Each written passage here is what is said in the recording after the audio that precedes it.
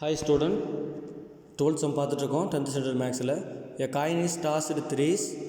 Find the probability of exactly 2 head or at least 1 tail or 2 consecutive head அப்படின்னு சொல்லுவோம். அப்போ sample space S is equal to இதான் நமக்கு sample space கிடைக்கும். 3 coin toss பண்ணால் n of s is equal to 8. அவன் என்ன சொல்கிறான், first one probability of getting exactly 2 head அப்படின்னு சொல்லிக்கிறான். எக்ஸாக்ட்லி 2 ஹெட் அப்படின்னா சரியாக 2 ஹெட்டு தான் இருக்கணும். அப்போ எதெல்லாம் சரியாக 2 ஹெட்டு வரும் அப்படின்னு பார்த்தீங்கன்னா, இப்போ டெய்லு தவிர்த்து இதில் வராது, 2 ஹெட் இருக்காது. இப்போ சரியாக 2 ஹெட்டு பார்த்தீங்கன்னா இது ஒரு ஆப்பர்ச்சுனிட்டி, இது ஒரு ஆப்பர்ச்சுனிட்டி, இது ஒரு ஆப்பர்ச்சுனிட்டி. ஸோ இந்த 3ல தான் உங்களுக்கு எக்ஸாக்ட்லி 2 ஹெட் இருக்குது. அதுக்கடுத்து அட்லீஸ்ட் 1 டெய்ல் அப்படின்னு சொல்லிக்கிறான். குறைஞ்சது ஒரு டெய்லாவது இருக்கணும். ஸோ எல்லாத்துலேயுமே ஒரு டெய்ல் இருக்குது.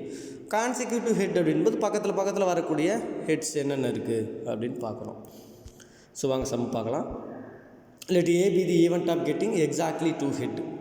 இப்போ ஏ இஸ் ஈக்குவல் சரியாக 2 ஹெட் இருக்கிறதுக்கான பார்த்தீங்கன்னா ஹெட்டு டெய்லு ஹெட்டு இது எல்லாத்துலேயுமே பார்த்தீங்கன்னா சரியாக 2 ஹெட் இருக்கிறதுனால n of A is equal to 3, p of A is equal to 3/8.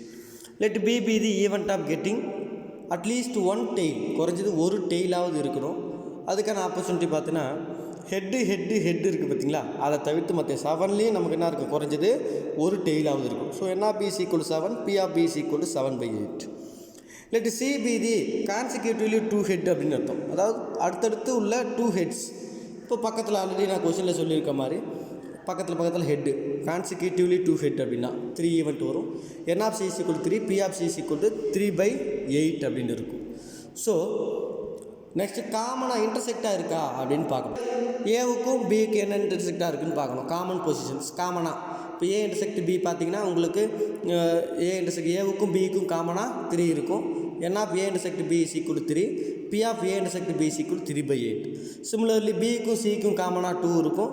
B intersect C பார்த்தீங்கன்னா என்னென்ன இருக்குது, A event, B event, C event எழுதினா தான் உனக்கு ஏவுக்கும் பிக்கும் என்ன காமனாக இருக்குது, பிக்கும் சிக்கு என்ன காமனாக இருக்குது, ஏவுக்கும் சிக்கு என்ன காமனாக இருக்குது, 3க்கும் காமனாக என்ன இருக்குன்றது தெரியும் உங்களுக்கு.